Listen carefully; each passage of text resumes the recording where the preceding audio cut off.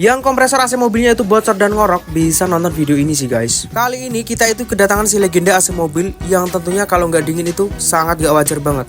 Karena ini kijang guys. Karena ownernya mengeluh nggak dingin, ditambah lagi setelah kita cek freonnya itu kosong guys. Dan setelah itu juga untuk kompresornya itu kotor kayak gini, penuh oli dan mencurigakan. Kita fokus pada kompresornya ini ya guys. Karena untuk evaporator depan dan belakang itu udah dicuci dan udah dicek aman. Dan masalahnya itu mencurigakan dari ininya guys. Dan bukan itu aja, untuk kompresornya itu ngorok ya guys. Jadi nanti kita akan bongkar dan kita servis, kita cek dalamannya itu gimana. Seperti biasa, sebelum kita cek untuk kompresornya, kita copot dulu pada bagian magnet klatnya. Seperti bahasa medis ya guys, sebelum melakukan operasi itu biasanya dilakukan steril atau pembersihan dari kotoran-kotoran dan bakteri. Begitu pula dengan jantung AC mobil atau kompresornya ini.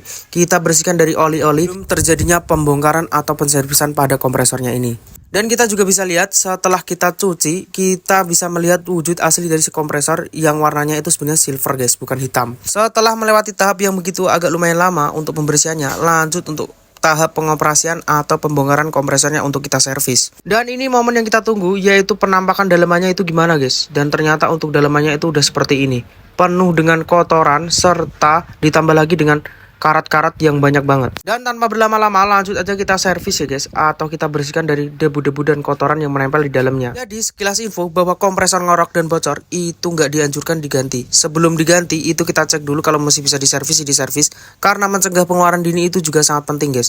Dan setelah kita pasang kembali, untuk suhunya itu tembus segini.